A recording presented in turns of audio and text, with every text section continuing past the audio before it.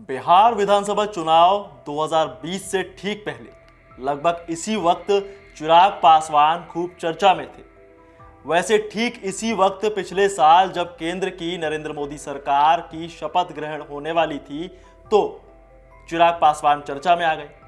अब बिहार विधानसभा चुनाव 2025 के पहले चिराग पासवान एक बार फिर चर्चा में।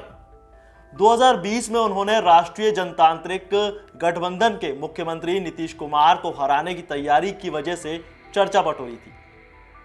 पिछले साल पहली बार केंद्रीय मंत्री बनने की संभावना की वजह से सुर्खियों में थे। अब ठीक एक साल बाद वो बिहार विधानसभा चुनाव में खुद उतरने की बात कहकर एक बार फिर सुर्खियों में आ गए हैं। तो क्या 9 जून 2024 को केंद्र की नरेंद्र मोदी सरकार में पहली बार मंत्री बनने के एक साल के अंदर उनका मोहभंग हो गया है?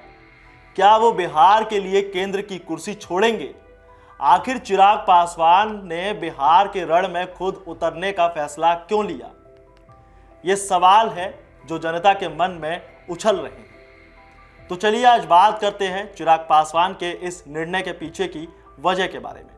नमस्कार, मैं हूं आपके साथ दिव्यांश वर्मा और आप देख रहे हैं इन खबर। दरअसल चिराग पासवान को लेकर एक बात बार बार कही जाती है कि वो केंद्र के नेता हैं।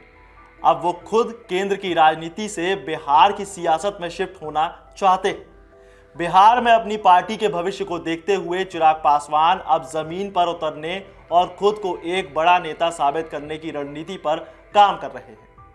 उनका बिहार चुनाव में सक्रियता से उतरने का फैसला सिर्फ रणनीतिक नहीं बल्कि उनके राजनीतिक भविष्य की मजबूती की दिशा में बड़ा कदम माना जा रहा है। उनके इस कदम से नीतीश के विकल्प के रूप में उभरना और तेजस्वी यादव के मुकाबले खुद को स्थापित करना है, साथ ही अपनी पार्टी को मजबूत करने की कोशिश है। तो उनके इस फैसले के पीछे सटीक रणनीति क्या है? दरअसल ऐसा माना जा रहा है कि ये चुनाव नीतीश कुमार का आखिरी चुनाव है और एनडीए को काफी वक्त से बिहार में एक युवा चेहरे की तलाश थी। ऐसे में चिराग की नजर उस बात पर जरूर होगी। शायद इसीलिए वो नीतीश की सियासी जमीन पर अपनी फसल काटने की रणनीति पर काम कर रहे हैं। वो खुद को स्थापित करके एनडीए के सामने एक मजबूत चेहरा पेश करना चाहते हैं। चिराग पासवान सांसद थे जब अक्टूबर 2020 में उनके पिता रामविलास पासवान का निधन हुआ। रामविलास पासवान उस वक्त केंद्र में मंत्री थे। चिराग पासवान इस कुर्सी पर बैठ जाते, उनके आवास में ही रह जाते, लेकिन ऐसा नहीं हुआ क्योंकि बिहार चुनाव में चिराग पासवान ने एनडीए से अलग रहकर बिहार चुनाव 2020 में मुख्यमंत्री नीतीश कुमार की पार्टी जनता दल यूनाइटेड के प्रत्याशियों के खिलाफ लोक जनशक्ति पार्टी के उम्मीदवार उतार दिए थे। चुनाव में एनडीए की सरकार भी बनी और चिराग की वजह से नीतीश कुमार की पार्टी संख्या बल में कमजोर हो गई। और बस इसी मौके का फायदा उठाया चाचा पशुपति कुमार पारस ने। उन्होंने केंद्रीय मंत्रिमंडल में एंट्री ले ली और चिराग देखते रह गए। उनके दिल्ली में दशकों से दिवंगत पिता की पहचान रहे सरकारी आवास को छोड़ना पड़ा। वक्त गुजरा, नीतीश के घाव पर भाजपा और चिराग के साथ वक्त ने भी मरहम लगाया। 2024 में लोकसभा चुनाव हुआ तो चिराग पासवान 100% सीटों पर जीत के साथ केंद्र में मंत्री बन गए। अब वो बिहार चुनाव लड़ने की बात कर रहे हैं तो इसके लिए उन्हें चुनाव में उतरने के बाद और जीतने के बाद केंद्र की मंत्री पद को छोड़ना पड़ेगा, जो कई लिहाज से नुकसान का फैसला हो सकता है।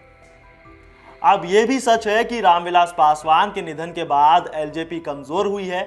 चाचा भतीजे की लड़ाई में तो पार्टी का और भी ज्यादा नुकसान हुआ है। हालांकि चिराग ने उसे सही करने की कोशिश कई बार की।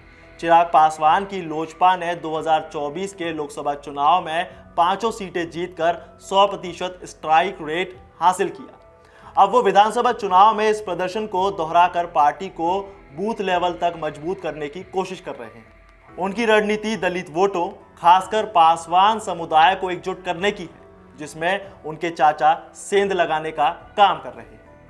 हालांकि अब तक दिल्ली में सियासत करने वाले चिराग पासवान अब बिहार के रण में कूदने जा रहे हैं। वो ये बताने की कोशिश कर रहे हैं कि वो बिहार की मिट्टी से जुड़कर रहने वाले जमीनी नेता हैं। इतना ही नहीं, चिराग खुद को बिहार में नीतीश और तेजस्वी जैसे नेताओं के सामने जमाना चाहते हैं। उनकी नज़र 2030 के विधानसभा चुनाव पर भी है। जहां वो एनडीए में मुख्यमंत्री पद के दावेदार के रूप में खुद को पेश कर सकते हैं। बहरहाल आने वाले दिनों में चिराग के इस फैसले से बिहार की सियासत में बहुत बड़ा फर्क नजर आ सकता है। ये देखना बेहद दिलचस्प होगा। अब आप हमें तय करके बताइए कि क्या चिराग पासवान का ये फैसला सही है या गलत। बाकी इस वीडियो में फिलहाल इतना ही। ज़्यादा अपडेट्स के लिए जुड़े रहिए इन खबर के साथ।